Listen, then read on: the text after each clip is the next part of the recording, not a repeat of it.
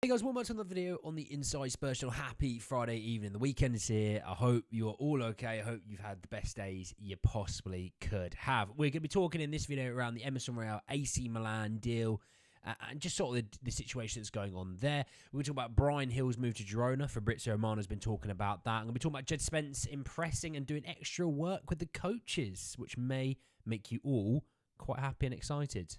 So plenty to talk about, plenty to get into. Just want to say that if you're new and watching this, subscribe. You're very much welcome to join us for the journey. And if you have previously missed, we've uploaded 2 other videos today on the channel. Nice short ones, so trust me, you won't need more than 15 minutes for those 2. Get in loads of information from those. Also, second channel link in the description down below. Uploaded EA College Football 25 gameplay. Good fun that. So go and watch that and subscribe if you could. So let's jump in and let's talk really the Emerson deal first and foremost. So DiMarzio have said that it's not done yet, but Milan is getting closer to signing Emerson. So hooray. Bit of good news. I think we can all be agreeing in that regard, you know. Spurs did the right thing, obviously not agreeing to £8 million. We were always going to be able to get more out of this deal.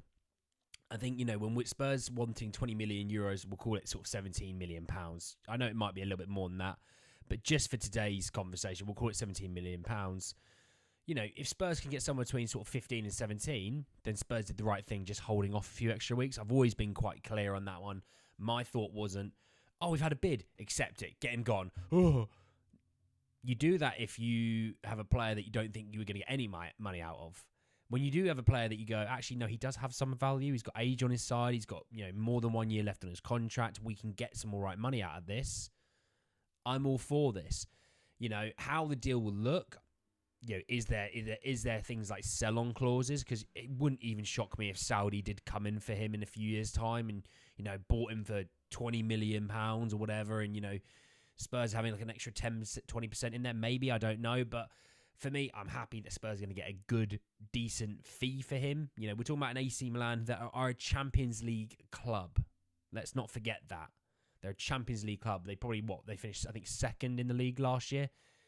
There is some money there, all right? They're not a complete charity case. So a little bit of good news. We'll definitely hold on to that. I mean, there was reports out of Brazil that Galatasaray had bid. Again, I think a lot of that is potentially a little bit of spin to get this deal to speed up. So there is that. A little bit of Djed Spence flavoured news. So it came out, I think Alistair Gold was the one that reported it. Apologies if he wasn't, and I might be a little bit wrong. But yeah, that's what I think at least.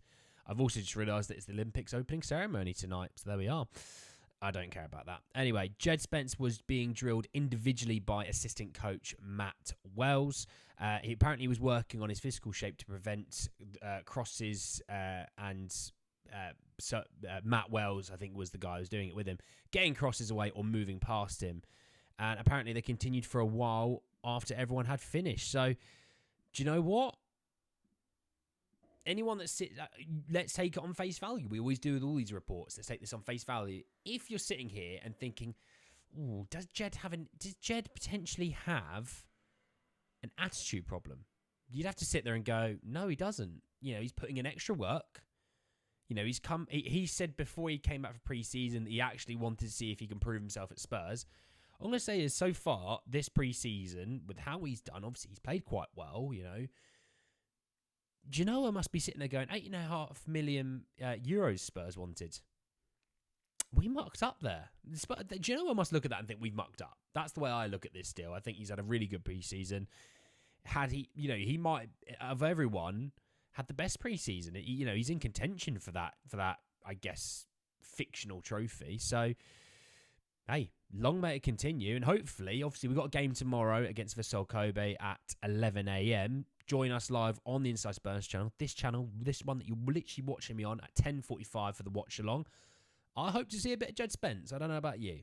Let's finish off with Bryan Gil flavoured news. From Fabrizio Romano, like I said, he said that understand Bryan Gil has got his heart set on a move to Girona and personal terms have been agreed. Players camp informed Tottenham that Bryan wants to join Girona at all costs. Negotiation between clubs over deal formula, talks still ongoing. So, I mean, look, I remember tweeting about it earlier. If if I bring my own Twitter up so I can have a look at and tell you what I said. But in essence, I actually said a race between Emerson and Gil to see who leaves Spurs next.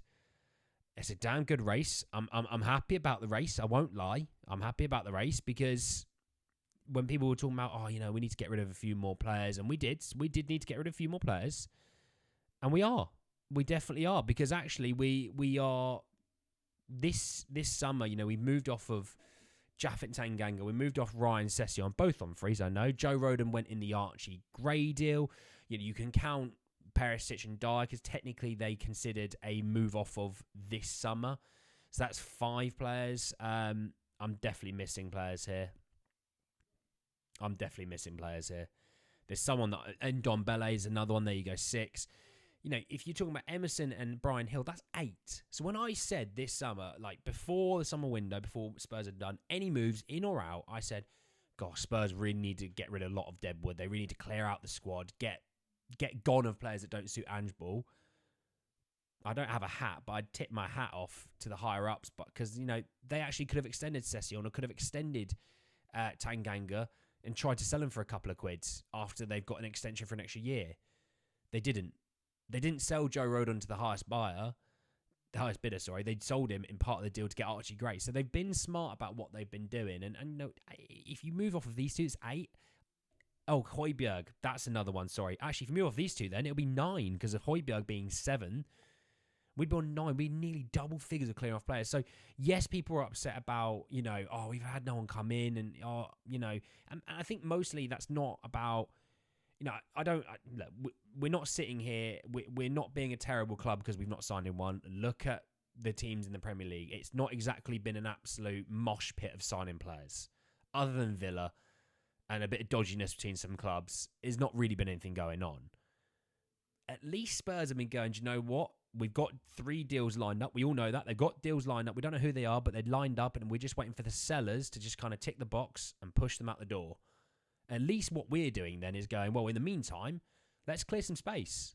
You know, let's clear off of first teamers. Højbjerg's gone. You know, Sessegnon was part of the first team last year. Perisic was part of the first team, in theory, up until January. I know he was injured beforehand. You know, Lloris was part of that.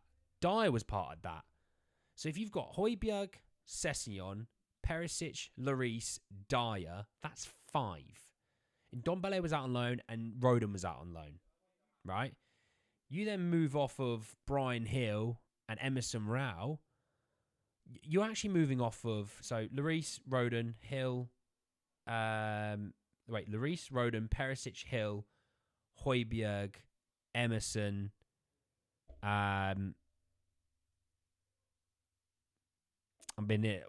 in Dyer, you know, you're moving off of something like 6 or 7 first teamers there, which is brilliant. So kudos, tip of the hat off, obviously, for that. But anyway, thanks very much for watching. Obviously, it's the end of the video, so drop a like on the video if you did. Hit me in the comment section down below your thoughts and feelings about all those outgoings, about Bryan Gil to Girona, about Emerson with AC Milan, about, obviously, Djed Spence's extracurricular work, I guess you could say. Obviously, subscribe to the channel if you're new and hit the bell notification for more. But anyway, guys, at the end of the video, I'll see you all very, very soon. Take care, guys.